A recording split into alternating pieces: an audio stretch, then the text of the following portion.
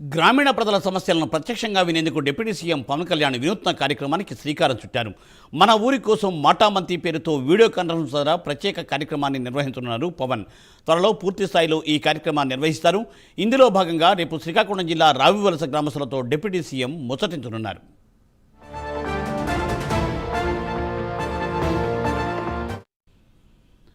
మా ఊరి కోసం మాటామంతి అనే ప్రత్యేక వీడియో కార్యక్రమంలో డిప్యూటీ సీఎం పవన్ కళ్యాణ్ ప్రజలతో ముచ్చటించనున్నారు.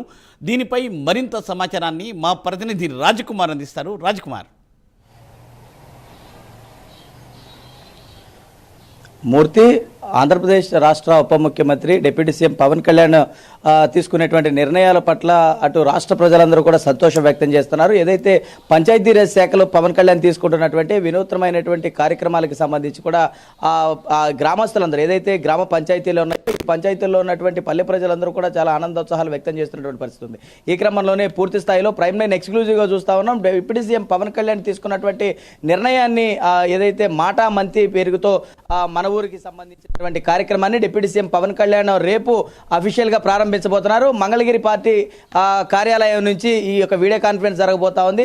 ఏదైతే కొన్ని ప్రాంతాలు ఏవైతే పవన్ కళ్యాణ్ ఎంపిక చేశారో ఈ ప్రాంతాలకు సంబంధించి కూడా పూర్తి స్థాయిలో ఆ ప్రాంతాలకు సంబంధించినటువంటి మౌలిక సదుపాయాలతో పాటు పూర్తి స్థాయి వసతులు ఎలాంటి పరిస్థితులు ఏర్పడనున్నాయి, ఎలాంటి కనీస అవసరాలు ఆ గ్రామస్తులకు కావాల్సినటువంటి అవసరం ఉంది, అక్కడ బడులు అవసరం ఉన్నాయా లేదనంటే ఇంకా మౌలిక సదుపాయాలు ఏమేమి అవసరం ఉన్నాయి, అక్కడ కావాల్సినటువంటి ఇన్ఫ్రాస్ట్రక్చర్ ఏంటి, పంచాయతీలో కావాల్సినటువంటి విధి విధానాలు ఏంటి అనేది నేరుగా కూడా గ్రామస్తులతో పవన్ కళ్యాణ్ ముఖాముఖి నిర్వహించబోతున్నారు. ఇవన్నీ కూడా పూర్తిగా రేపు టెక్కలి నియోజకవర్గం అదేవిధంగా రావివలస గ్రామాన్ని ఎంపిక చేశారు. మొట్టమొదటిగా రావివలస గ్రామ ప్రజలతో రేపు అక్కడ ఏర్పాటు చేసినటువంటి ఒక సినిమా థియేటర్లో ప్రజలందరూ కూడా అక్కడికి రాబోతున్నారు. వచ్చినటువంటి తర్వాత నేరుగా పవన్ కళ్యాణ్ ఇక్కడి నుంచి మంగళగిరి పార్టీ కార్యాలయం నుంచి వీడియో కాన్ఫరెన్స్ ద్వారా అక్కడ ఉన్నటువంటి ప్రజలతో ముచ్చటించబోతా ఉన్నారు. ఎందుకంటే అక్కడ కావాల్సినటువంటి మౌలిక సదుపాయాలు ఏంటనేది నేరుగా కూడా ప్రజలతో మాట్లాడినటువంటి తర్వాత మాత్రమే డిప్యూటీ సీఎం పవన్ కళ్యాణ్ ఒక క్లారిటీకి వచ్చేటువంటి అవకాశం ఉంది. ఇలా ప్రతి గ్రామాలతో కూడా కొన్ని పంచాయతీలు ఏవైతే ఉన్నాయో ఈ పంచాయతీలన్నింటితో కూడా పూర్తి స్థాయిలో ఈ కార్యక్రమం ప్రారంభం కాబోతుంది.